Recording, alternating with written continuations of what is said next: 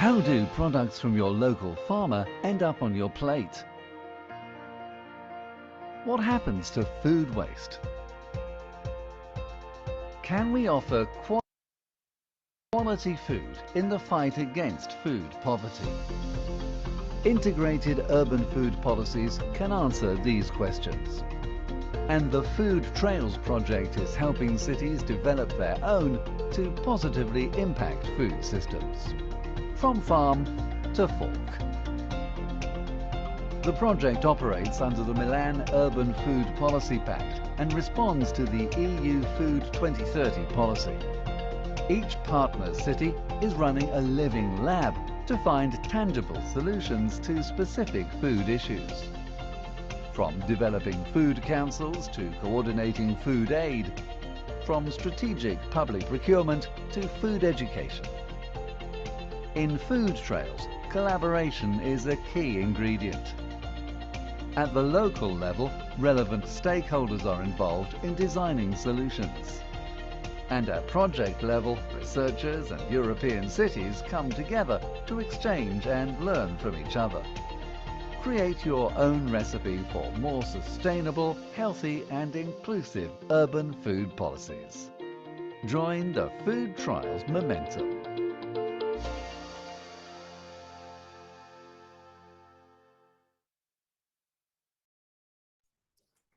Hi everyone, welcome everyone for this second episode of the FoodTrails Webinar series, Midday Munchies on urban food policy.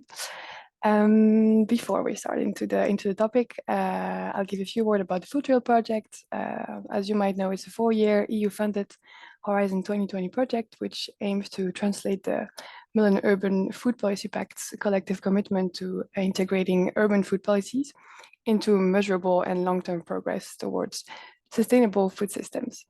The project worked with 11 European cities in supporting them to implement sustainable, healthy, and inclusive food policies. So nice to meet you. I'm Lucie Jeandrain. I'm Urban Food Project Officer at Eurocities. Eurocities is the leading network of over 200 major European cities that work together to ensure good quality of life for all of citizens. One of our 7 goals is to support urban food systems, which we are happily doing through the FoodTrails projects, amongst other projects. Next slide, please. So we are here today with 4 amazing speakers actually. Stephanie Wunder, who is the team lead sustainable diets at Agora Agrar, and also one of our FoodTrails think tank members. We also have Hilde Lavell, which is a policy officer for the municipality of Groningen. And then we have Claudia Alves, city officer of the municipality of Funchal, with her colleague Claudia Alves, which is the head of education at the municipality of Funchal as well. Next slide, please. So what is this webinar series about? So after almost 4 full years of the project, this webinar series aimed at sharing beyond the project consortium the knowledge and experiences that was built by the FoodTrails cities and the experts. So each webinar is aimed to promote the application of solutions and best practices, and also hopefully inspire some of you to do the same in your own city. The series will touch on many topics, such as local food, food waste, or public procurement. You might have actually followed the first webinar, which happened last month on why urban food policies. You can also have a look at the calendar of each episode. If you want to sign up for one specific webinar, please follow us on our social media to also receive the sign-up link. Next slide, please. So today's second webinar is going to dive into the role of citizens' engagement in advancing local food agendas and driving behavioral change. Engaging citizens in discussions surrounding urban food is quite needed. Why? Because, as you might know, food isn't just about eating. It's about our culture, it's about health, it's about making sure that we use our resources wisely. So by actively involving citizens in decision-making processes related to food, we tap into a wealth of diverse perspectives, knowledge, and experiences.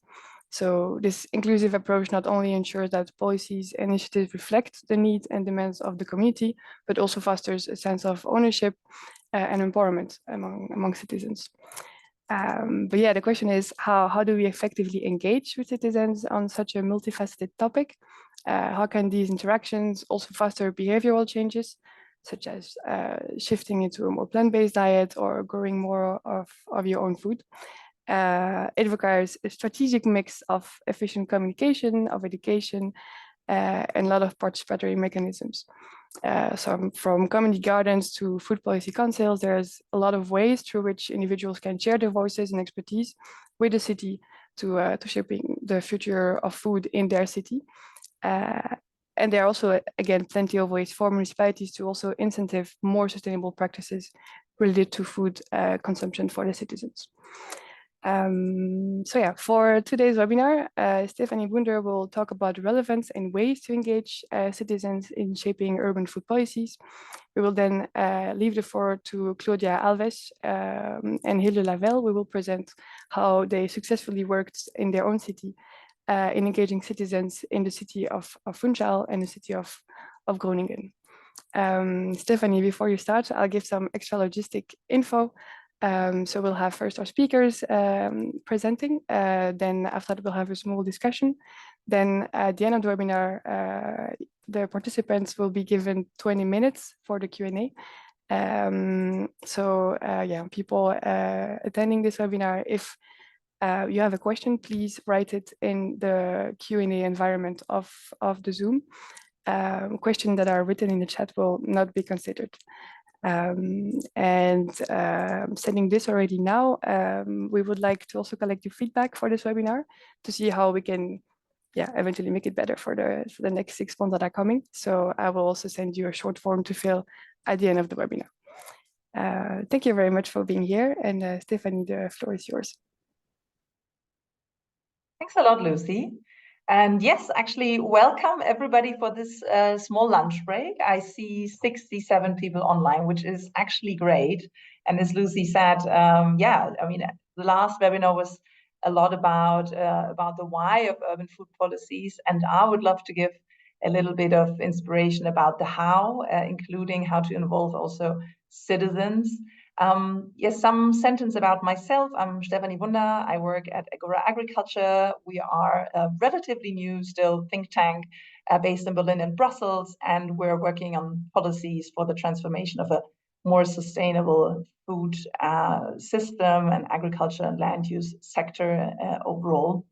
But even before that, I worked for the past 17 years on food policies, and that also included a lot of work on how to make good food strategies happen at the national level, at the regional level. So that's a little bit of my background. Next slide, please. And I'm actually already looking very much forward to hearing the actual local cases afterwards and actually going to the discussion. So I essentially want to make 2 points. And the one, because I know that cities and regions are often reluctant when it comes to, wow, food policy to put on the agenda, how does it work, do we have the competences, where is it actually anchored, who's responsible?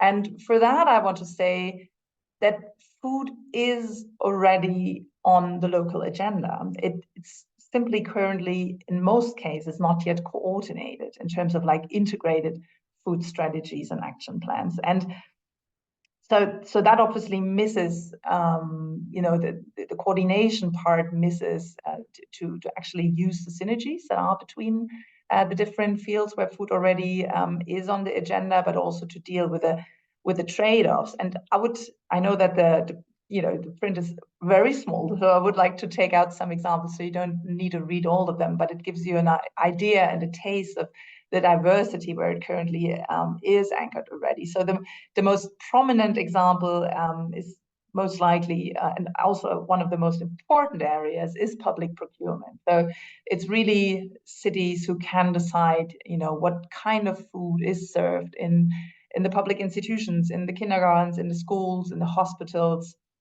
etc. So that is super important. They also usually have agricultural land in the urban, peri-urban areas, and can obviously also decide, what kind of sustainability standards are, required there, if they actually use the food produced there within their public procurement, if they build regional supply chains, and if they support local business also as part of that. A very, kind of mandatory part already is usually the control of food safety and hygiene standards. So that's very direct. Of course, the whole area of like healthcare and social programs, has that food aspect in, and it's a very good tool, or there are usually very good programs that can also address the reduction of food poverty. But also the question of if the city has like green public spaces and can use them for community gardens. That's just like some of the examples, and it would be very helpful to actually use the synergies that are there and to work across what's usually still a work in silos. So actually get this coordination done. Next slide. So if we do want to, move to that more integrated approach on food policy that actually includes all these different dimensions that I mentioned, there are three steps or three aspects that I would love to share with you, and we will also hear about that, how it worked on the local level and in the coming presentations. And that is, what's very important is you need to start with a good mapping of what's going on already to see what kind of activities are ongoing already in these different areas that I mentioned. But also, usually you have a wide range of actors that are really already work on that. So you need to see who's there already, like in terms of like within the administrative departments, but also like in terms of like external stakeholders, civil society, business actors, etc. But also, of course, like, the kind of current situation of the problems we see. Like, where is food poverty highest, like really like spatially looking, but also like, how many institutions do we have for public procurement, etc. And then there are two things that should work in parallel. Of course, we will talk a lot about like developing the actual strategy. So I will point out some points that are important here. And we need to develop this strategy together with the stakeholders. This is also where the citizen engagement comes in. So really involving all these stakeholders and departments in the discussion. And that includes obviously also citizens. And I would particularly like to mention the food policy councils that are currently established in so many cities. They're a fantastic sparring partner in developing these strategies. You need a set common objective and measurable targets, a difficult one usually, but if you want to, achieve things, you need to have measurable targets. Very important, of course, that it doesn't stay a piece of paper, but that you really include an action plan and a timetable. Even more important, that you kind of have the stuff within administration that takes care that these activities are actually undertaken, and have the necessary budget for that. And then a last part that's unfortunately often kind of forgotten is like, you adapt it, develop it over time, evaluate it, and adapt the strategy also over time. And then, as I said, what needs to work in parallel is to work in pilot project and lighthouse projects. Really have few, maybe even one specific project where you kind of start this new collaboration between actors, also show that you are able to make progress and keep up the motivation, and really see how you can find tailored solutions in particular project. So that's a very good mix, because it keeps the motivation high to then also continue the work on the strategy. But usually what you also find in these lighthouse and pilot projects is like you come across issues that I haven't seen before, that simply come across in the actual implementation phase. So that is, as a first inspiration, more from the meta perspective, like what matters and how you engage citizens, and why it is also important. And yeah, I'm looking forward to your questions later, but also the actually local experience from the ground that we will hear now. Thank you very much, Stephanie, for this very insightful theories and to-dos. I'm now giving the floor to Claudia from the municipality of Funchal, who's gonna explain us a bit more concretely how Funchal is doing that. Hi, good morning, everyone. For those who don't know, Funchal is the capital of Madeira Island, located in the Atlantic Ocean, and the city has a population of around 105,000 inhabitants, so making it the 6th largest city in Portugal. So how are we engaging with citizens in Funchal?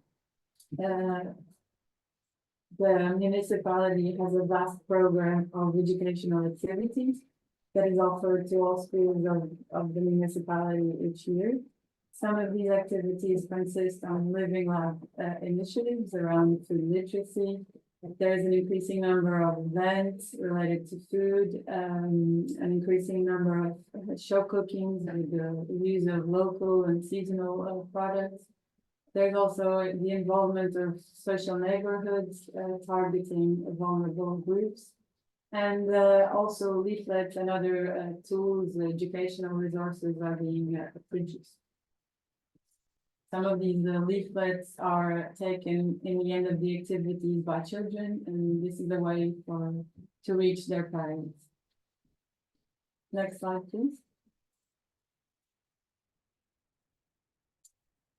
In our food activities and events, we realize the importance of the participants' feedback. Through the involvement and participation of citizens, we are able to collect some data that can support our food strategy. And in these initiatives, we collect the data in many different forms, like suggestion boxes, questionnaires, matrices, etc. And generally speaking, people ask for more events, more food-related events, and more show cookings. Next slide, please. Another important moment of citizen engagement was our focus group sessions, which we promoted last May and June. In order to build the Funchal food strategy, we wanted it to contain diverse ideas, perspectives, feedback, and different approaches to the city's food system, so engaging beyond the usual suspects. We invited people and institutions from various backgrounds, associations, private and public companies, to include these different views and perspectives. We have developed 7 work sessions, and in total we had 44 participants from 28 institutions. These sessions were very enriching and productive, and we've used the Co-Create Dialogue Forum tool and guidebook, which is a tool created by the Eat Forum Foundation, available to anyone, and it worked very well for this purpose. And we're planning to use this tool again in the future on more specific topics, for example, food waste or local production, etc. Through the focus, next slide, please, sorry. Through the focus groups sessions and the data that we have been collecting, we built our the Funchal's healthy, sustainable, and inclusive food strategy called SIMIAR, which means to sow or plant. This is an unfinished document which sets a direction and a commitment, always susceptible to receiving proposals and changes. The food strategy is a strategy for the next 4 years, and during this period we plan to continue engaging with citizens and consulting them, organizing focused and objective work sessions as well. Next slide, please. Next slide. Yes, the food strategy was presented by our mayor during the Funchal Food Week in October, last October. This is not only an important moment for citizens' engagement, but also for partner involvement. And we had diverse activities, talks, healthy markets, gardening workshop. We had show cookings on each day, focused on different topics like food waste, sustainability, traditions, recipes with millet, since FAO declared 2023 as the International Year of Meal Aid. And we feel that there is also a paradigm shift in Funchal, where more and more there's an association of the food strategy with other events, like the celebration of theme dates that aren't directly associated with food, sporting events, social events, Children's Day, Educating Cities Day, just to name a few, where we feel that this theme is very present. Next slide, please. And finally, in terms of the protein transition, we have been working closely with one of our partners, the Vegetarian Association of Madeira, providing plant-based alternatives for healthy and tasty meals. They have been involved in the Courses Week and provided show cookings entitled the spring meals, summer meals, healthy sweets, and so on. And the plan for 2024 is to continue these show cooking, but also reach the community centers in Funchal, involving the social neighborhood residents. Next slide, please.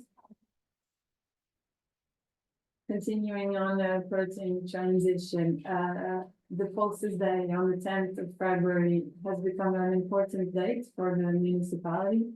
We have been celebrating not just a day, but creating a thematic week around it, involving more schools and institutions, and it has been generating a lot of interest. For example, we prepared hummus as a healthy snack, an alternative snack, which a lot of kids tried for the first time. We've made a bean brownie and other recipes with pulses that they can prepare themselves. The main goal of these activities is to raise awareness and enhance the benefits of these superfoods on our health and the environment. Next slide, please. Finally, thank you for listening, and we invite you to visit our food strategy website, senior.funchal.pt, and we're happy to respond to your questions again. Thank you. Thank you very much, Claudia, for presenting what Funchal is doing. I'm now going to give the floor to Hilde, who is going to explain us a bit more how Groningen is engaging with its citizens. Yes, thank you. So my name is Hilde Lavell. I'm a policy advisor for the municipality of Groningen. And in this short presentation, I'm going to give 2 examples of how we put food transition in practice in our municipality. Next slide, please. So first things first, some facts about our municipality. We are a municipality in the north of the Netherlands, and we are the biggest city in the north. Our municipality consists of a city and a rural area because of a merge in 2019 with 2 other municipalities. We have around 250,000 inhabitants, and we are the youngest city in the Netherlands, and that's because 25% of our inhabitants is students. And we're also one of the 3 poorest cities in the Netherlands. Around 12% of the children in our municipality live in poverty. Next slide, please. So that's why at some schools, they installed these, what we call extended school days. Those are school days where children go 1 or 2 hours longer to school. And they take some extra lessons, such as math, Dutch, but also lessons on confidence, on theater or sport lessons. And schools themselves can decide what kind of classes they want to offer to the children. And there was a lot of demand for cooking lessons to strengthen the food literacy, so the skills and knowledge of these children. And it was earlier mentioned that sometimes within this public procurement, you can do something with school meals, but in the Netherlands, we don't have school meals. So this was also an opportunity for us to influence sort of what the children eat at school. So that's why we developed recipes, especially for kids, together with the schools and with the cook, and we created cooking workshops around them. We did a pilot at some schools, and we're now expanding to all schools with an extended school day. Those are 33 schools, and we're trying to expand it to all schools in our municipality. And currently we're hosting what we call a train the trainer workshop, in which we train trainers who can give the workshop, because schools don't always have people that can give the workshop. So we want to create a sort of group of people that know how to give a cooking workshop for children, and schools can hire them if they want to do a certain workshop. Next slide, please. So here you can see some pictures of the cooking workshop during our pilot, and you can also see our elected representative, Kirsten de Vrede. She's from the Party from the Animals, and she wanted to join one of the cooking workshops to experience how the children cooked, and she really liked it, and the children also really liked it. Next slide, please.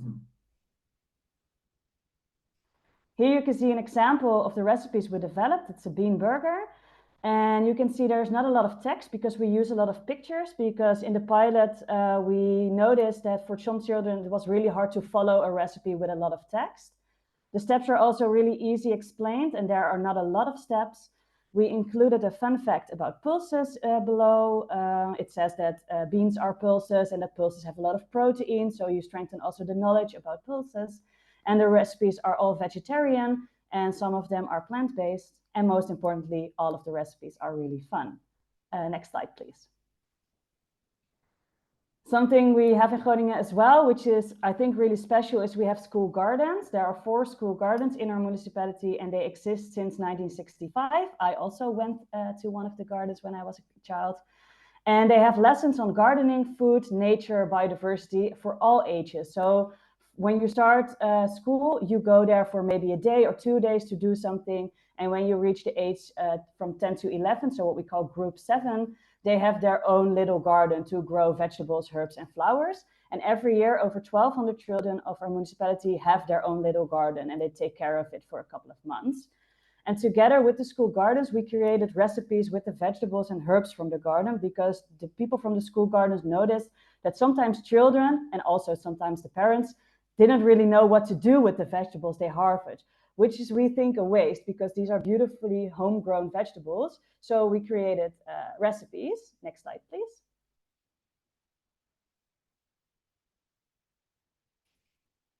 Yes, these are the school gardens in Groningen. You can see some children here with the teachers that teach something about plants that grow there. Next slide, please. And here you can see the recipe we created. So this is what was called school garden soup. It was with some vegetables from the garden, such as carrots and beets and fennel. And you can also see we still use the pictures and the easy steps. And there's not a workshop attached to it, but that's something we really want to develop. Next slide, please. So why do I want to highlight these 2 things? Because we do a lot of other things as well. Well, because we think it's important to start young with this food education, because we want to create a healthier generation.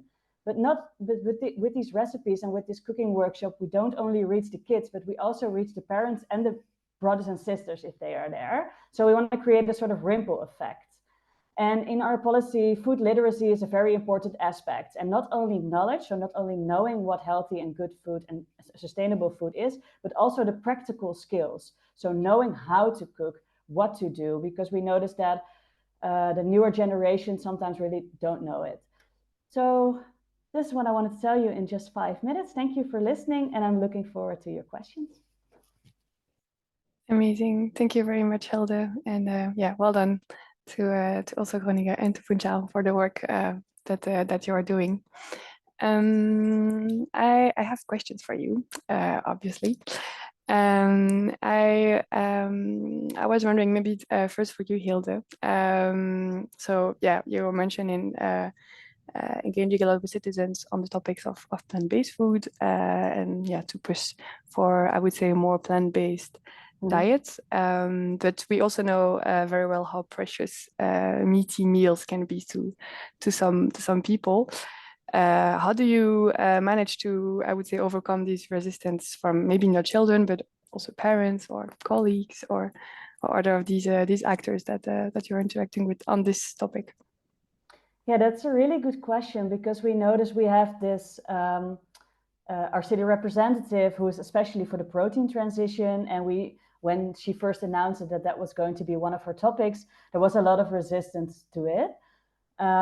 So now we just try to include it in, for example, these kind of recipes without mentioning that it's plant-based or without mentioning that it's vegetarian, and just let people get to know these kind of recipes. So it gets a place in their heart and in their head, without pushing it too far with it being plant-based, if that makes sense.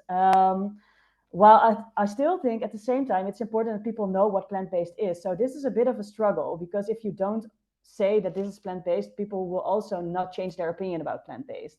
But I think for the first steps towards the protein transition, I think it's good not to mention the protein transition too much, but just to do it. Yeah, no, that sounds indeed like an interesting strategy. Claudia, is that also maybe something that's you also recognize from Funchal perspective? Yes, I feel that it's a long process. There's a lot of traditions involved and a lot of consumption of meat and fish in our dishes. So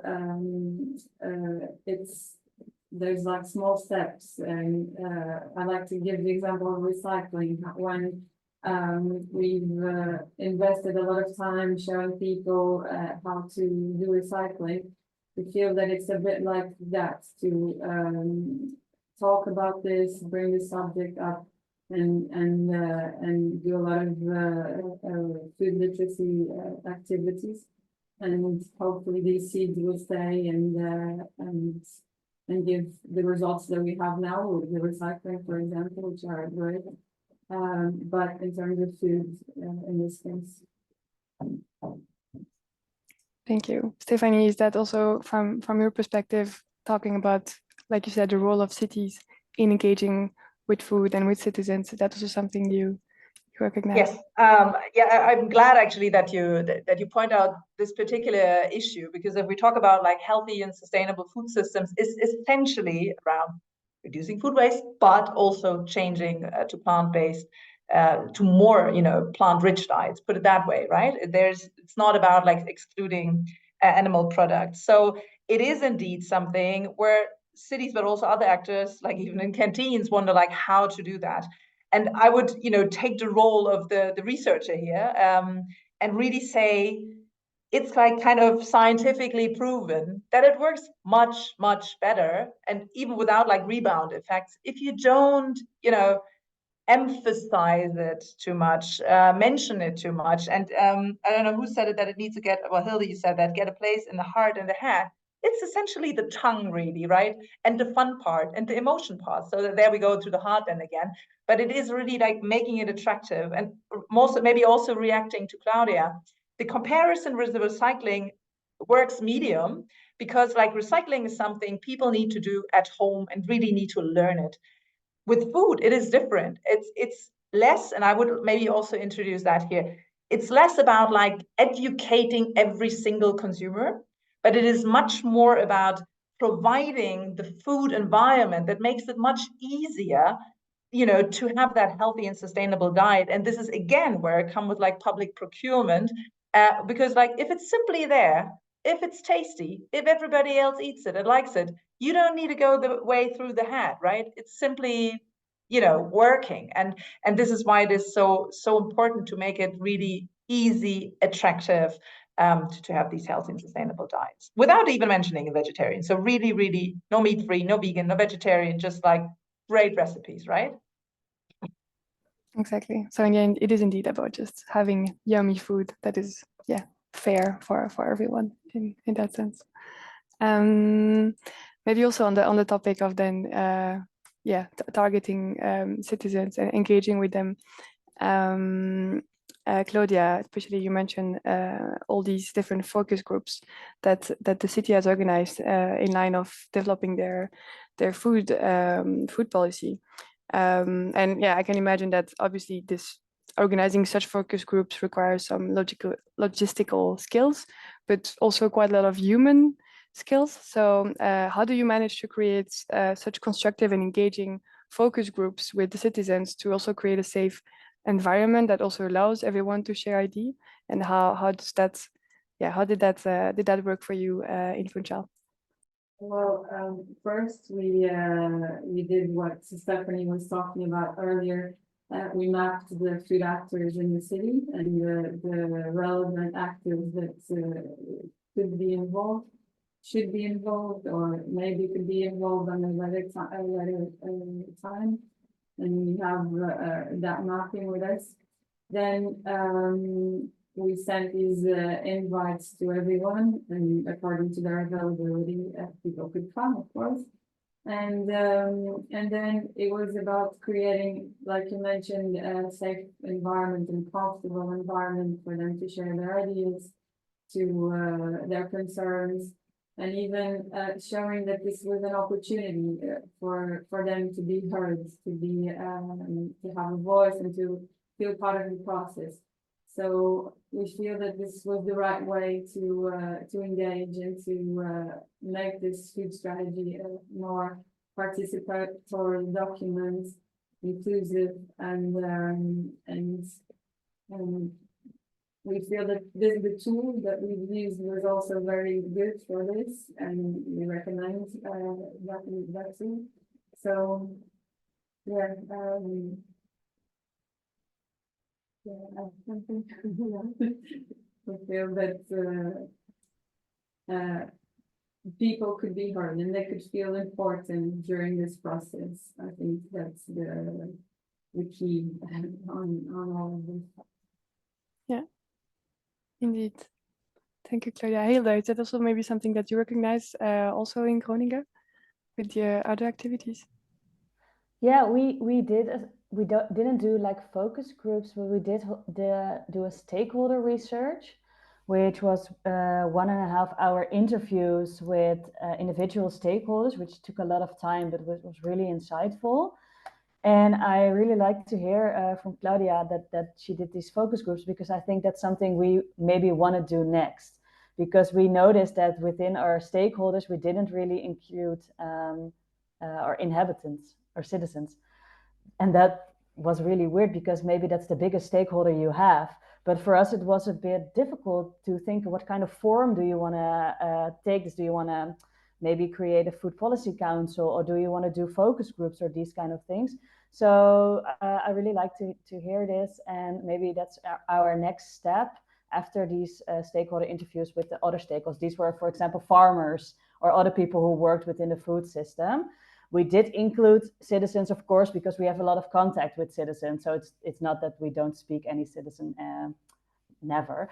But we didn't do it in an organized way yet. So that's something we really want to do in the next couple of years. Yeah. Thank you, Hilde. Stephanie, maybe I also have then on that follow-up thread a question for you. So yeah, we've had two very concrete examples, or more than two very concrete examples of activities that cities can set up to foster citizens' engagement. And it's also resonated quite well what you mentioned on starting pilot activities and lighthouse projects to engage with people and show that it's fun and that it works and that it can be just really attractive. But my question first maybe to you, Stephanie, but also to you, Hilde and Claudia, is how do you embed these activities in the bigger picture of a more robust and long-term strategy, food strategy in the city? Yes, maybe I start like from what Claudia and Hilde just said, and then I can nicely lead over, because like, exactly. Of course, it's really linked, right? How to create the process, and how to create good lighthouse projects. And I like that you just exchanged about like, what's interesting about focus groups, what's interesting about interviews. And it really depends where you're starting from, because sometimes you need to have the safe space that, for example, an interest group can actually share what's really of the highest importance of them, and doesn't want to share it in the big group yet. And that's what interviews are very good for, right? But it's essentially actually then really important that you have this phase where actually people are in the room, because what is usually missing is building the understanding from the other perspectives. And that's something you can only have if the people are in the room. That leads me to the second point in that, like, how to design this process. And as you mentioned here, they're like, who do we actually talk to, right? I mean, who are citizens? And it's a really important question. It sounds totally trivial, but it's not. And there are two answers to that, I would say. The one thing is you really need to see, where citizens are affected, right? Because it's usually difficult to get those around the table who are like negatively impacted by the current food systems. So really you need to sometimes speak to like homeless groups, right? To churches, to those who do the social services in the young families. So really get also like interest groups who simply work like directly with citizens, right? So it is, because usually if you just ask like what citizens are interested, you don't get these perspectives, right? And a lovely tool in this perspective also are citizen assemblies. We just had that by the German parliament. So you really have the kind of lottery system. So you have really a group of people who represents the society in terms of age, gender, education, regional, urban, etc. And then they come up with ideas what they actually want their city to do. That's lovely, right? And the last part on the process I would mention is like, don't underestimate how important it is to build relationships. Really, this process takes time, and those people really feel empowered later. And then, of course, you also need to deliver, because elsewise you really create frustration. And that's also often what happens. That's why I'm saying it. So, and this is actually where the part, Lucie, comes in that you asked for, right? And these pilot projects can really help, because you avoid this, oh, we have just asked you, and now we have this lovely piece of paper, we put this in the drawer. And you can't do that with a pilot project, right? Because like essentially it's about, you know, how do we create a better food system for our schools in these neighborhoods? Oh, we maybe have, you know, school gardens together. Who would actually take care of that? How do we integrate it then in the curricula? And how do we actually practice it in the cooking lessons? How do we get the parents on board? You immediately get this hands-on and this integrated perspective, because you usually notice like, okay, now we have better food in the schools, but oh, they just have like 10 minutes for their lunch. So actually what we thought they could do at this time doesn't actually work out. And by the way, it's too noisy anyway. You get this integrated perspective the moment you actually start on the project, and you get a lot of learning. Maybe one last example on that. In Berlin, we had like, as a pilot project, the one week regionality in Berlin schools. So they just tried to source regionally for 1 week. Was so difficult. And for example, around Berlin, you have lots of potatoes and organic potatoes, but we didn't have one organic peeler. So you couldn't get, you know, peeled organic potatoes in schools. And then you're like, okay, we need to work on the processing as well. We need to build on regional value chains. And that's something that only works when you start with direct projects. Yeah, thank you very much. Hilde, I see you nodding. Is that something you also relate to? Yeah, that sounds really familiar, because we were doing a lot of projects and currently we're working on new policy. And that's why those things really come together, because you see what's working and then you build on that. And how we try to embed this in the bigger picture is we work with a strategy, but also with what we call an implementation agenda. So that's for the next couple of years. And all the activities that are described in that, those are really practical projects. That's what we're going to do. They contribute to the bigger picture we put in the roadmap, as we call it. So that's the vision document with a vision for 2050 and 2030. So you can always go back to that. And if you want to do a project, say, okay, but how does this contribute to the goals we set there? And those are specific goals, as specific as we can say them now for 2050. And they're very ambitious. Our board will decide about it, I think, end May or in June. So I can't say everything about it, but school meals or something are, for example, a part of it. So in 2050, we want to see if we can have school meals in Groningen. So that's something really nice. And we built on that first with the cooking lessons. But then if that works, and if you see that children like eating at school, then you can build on that and maybe create these school meals. So yeah, try to always have like a vision, but always stay very practical. That's what I think I want to say. Yeah, thank you very much, Hilde. Now we're also going to take some time to answer maybe the questions of the participants. To the participant, I also remind you that if you have a question, please only write it in the Q&A part of Zoom, not in the chat. Because it's just easier for us to answer them. So the people who wrote their question in the chat, please put it in the Q&A part. But maybe your first question that we had a bit earlier is about link with setting measurable goals and to foster behavioral change, which is quite challenging. And then the question was whether you, Hilde, or Claudia, or maybe also Stephanie, have a way to measure the impact of these activities towards shifting behavior to more plant-based diet. So the topic, like the focus right now is on the plant-based. Hilde or Claudia, is that something that's also maybe Hilde, part of the strategy you mentioned, is that is there also ways to measure the impact? Well, on a national level, they measure the plant-based and the animal-based proteins that people consume. And we're trying to figure out now if we can also measure that on a local level, but we're not sure yet.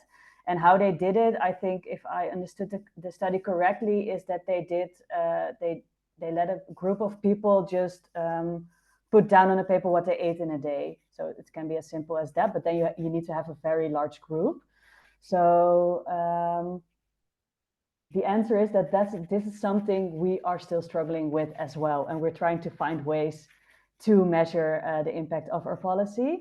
But yeah, as I said, nationally there are ways, so it must be possible to do it on a local level. So I don't have a really good answer, but just know that this is always very difficult. Yeah. No, for sure. And impact can also take time before being noticed. Yeah, so you can also measure it in a different way. For example, this is plant-based proteins, but you can also just ask people how many times a day do you eat vegetarian or vegan. But then you have the problem that sometimes people don't really know what vegetarian or vegan is, or they give an answer that they think the questionnaire wants to hear. So if someone has the answer, please reach out to us. Claudia, do you also recognize the struggle? It's something hard to measure, and we can only feel from our perspective, technical perspective, that there is more interest and more demands, but we aren't measuring it. It's not one of our indicators in the food strategy. But showing people that it can be accessible to everyone, that it can be healthier and more climate friendly, I feel that's the way to try. And maybe in restaurants, maybe if you partner up with restaurants and you can incentivize these percentage of local food or of plant-based, then maybe you can go that way. But it's like Hilde was saying, it's not something easy to measure. Yeah, maybe I can add to that, because like as Hilde rightly pointed out, this is very much a matter of national tracking. I mean, this is, or put it both ways. I mean, it's nice to hear that in the Netherlands you already try to deal with the question of like how much of the animals is plant-based and how much animal-based. I can speak for the rest of the EU. This is not normal. So we usually have very outdated national dietary surveys. So we really have difficulties following how consumption patterns change. And this is an important thing to mention on the national level, right? We do need to have that data to see how consumption patterns change to get an idea if policies, obviously on different levels, right, work or not. Still to the question of like how you can like kind of track that, right? I mean, usually as a city, you would use the area where you can have an impact, again, public procurement. And you have a lot of tools here, right? You can train the chefs, you can train the kitchen teams, and that's very helpful. And we've seen that working in, for example, Copenhagen very well, and combining it even not just like, you know, towards more vegetarian diets, but also towards more organic, fresh foods, less food waste, really trying to cover these things if you had advisory teams going to kitchen teams, right? And then you can see that, right? I mean, how well do the new menus work? And of course, always consider if you do surveys, just as Hilde said, sometimes you have like socially acceptable answers, which is not quite, and the question is like how you ask them without losing them after 5 minutes because they're bored of the questionnaire. But it's also keep in mind that this is also a journey, right? It takes time to change motivation, to change eating habits, tastes, etc. So, you know, it's really working well if you have a close look, you know, what kind of menus work, and also what Claudia said, like, you know, partner up with restaurants, you know, the whole out of home, also like if you have local markets, say like, a certain share of them is regional, is has whatever 60% of vegetarian authors, working on the food environment, right? You have no tools to restrict fast food outlets, unfortunately. But also this is something that cities need to work with. So yeah, don't be too annoyed that it's hard to measure. You can still do things, and research tells you which are most likely to work, and then try to get your best in kind of measuring it as well. Exactly. Thank you, Stephanie. We have other questions, one from Stacia and one from an anonymous person. And I think maybe they could be answered together. The first one is about, where to start. Where to start engaging with citizens and so on. And then maybe question as a follow-up, once you start and once the Lighthouse project is developed, how do you scale these up? How do you get up from being indeed like your small Lighthouse project that benefits some citizens? How do you make sure that it benefits all? I don't know who wants to answer these two questions first. You can go. You can try. Go for it. How do we start? In our case, it was a lot on educational activities with schools, because we're on the educational department. It made sense to naturally start that way, and we feel that this project is a lot about educating and food literacy. Sometimes it might feel overwhelming to think of building a food strategy in our cities, and it feels like we're too small, or that there's too much for us to handle. But you start small and you start building the partnerships, and somehow you make it happen. It's a natural process, I would say, but yes, with some doubts in the middle. And questioning, but you have a lot of people around you that are interested in working in the same way for the same reason. So yes, start small and then start building your relationships and investing in them. Exactly. Thank you, Claudia. Hilde, is that something you want to jump on?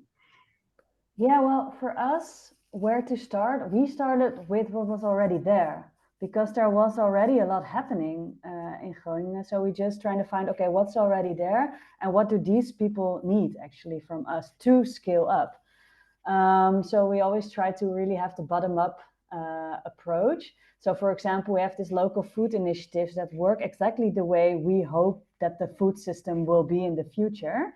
But they said to us, okay, we're so busy literally with our feet in the ground that we don't really know how to scale up. We need someone who knows what kind of subsidies there are, how we can work together to organize a meeting, those kind of practical things. So we were like, okay, maybe that can be our role as a municipality to help you to scale up. So that's a project we're now currently developing, is maybe to create a sort of platform where these local food initiatives can join and people can better reach them, so we can connect the people in our municipality to the food they produce.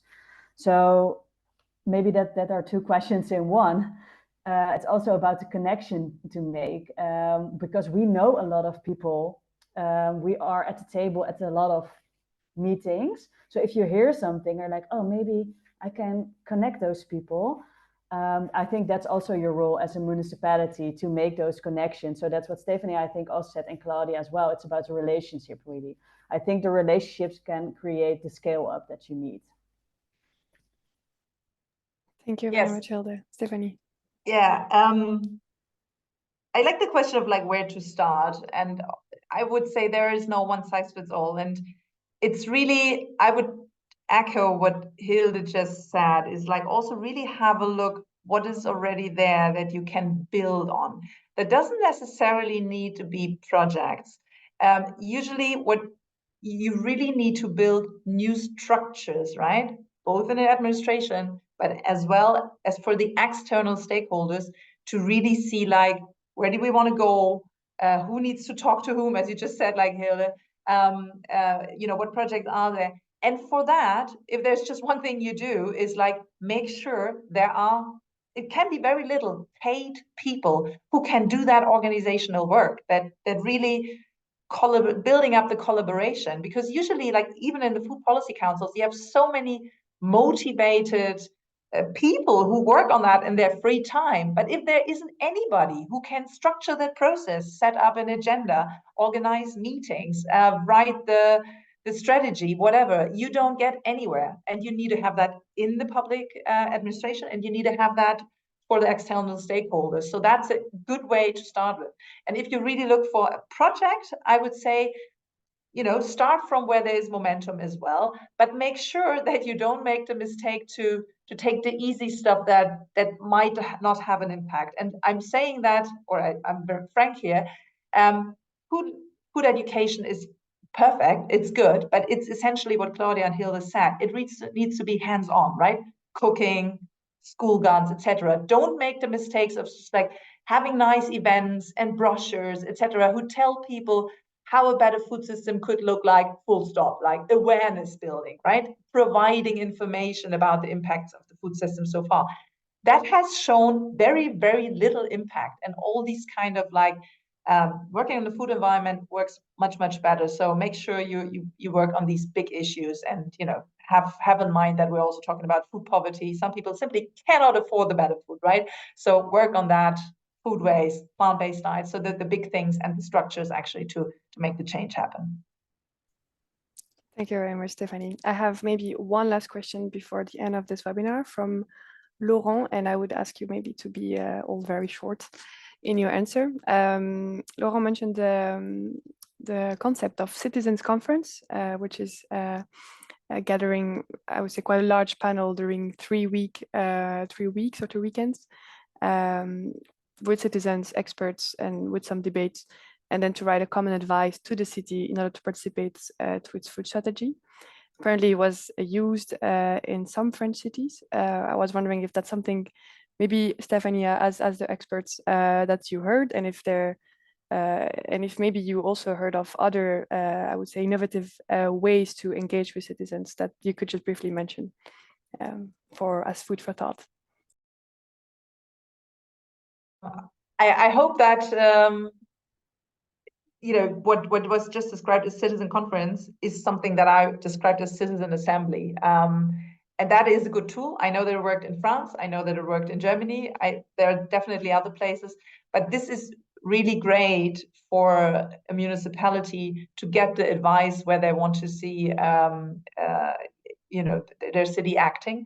And also what you just mentioned as part of the question, it's totally crucial that they get the scientific advice. It doesn't work without, right? Don't make the mistake. And once you have that, it's really fantastic what kind of results you get out, even of 3 weeks as described. So yes, something really to highly recommend, if you then also obviously implement it, right? Or like seriously consider which parts you implement.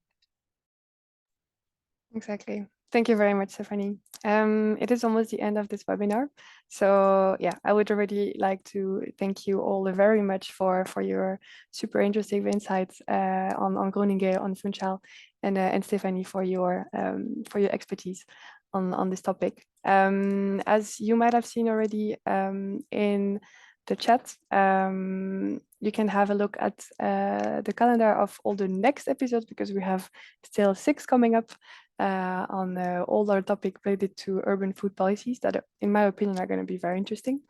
Maybe to answer also some of the question regarding, I would say, the more content aspect of FoodTrails, we are now working on a handbook, handbook for implementing urban food policy, that will be prepared by the FoodTrail project and be published at the end of the project. So yeah, I would also encourage you to maybe follow us on our social media to also have access to this handbook when it will be published. One other interesting thing for maybe the participants in the chat related to another project is about the Clever Food project, who is launching a peer learning program and looking actually right now for 20 mentors to share experience and expertise in developing food policy labs and food policy councils. And mentors can be cities, but also other stakeholders. I'll share the link in the chat, and yeah, warmly invite you to also have a look. You might also have seen again in the chat the small survey for us to get also your feedback on how was this specific webinar for you. How would you make the next one look like? Yeah, that would be very valuable for us. So yeah, that's it on our side. Thank you again so much for all the participants. Thank you, Hilde, Claudia, and Stephanie. And hopefully, yeah, see you all to the next webinar. And I'm wishing you still a very nice day. Thanks, Lucie. Thank you. Bye. Bye.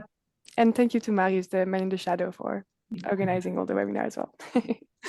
Bye. Have a nice day all. Thank you.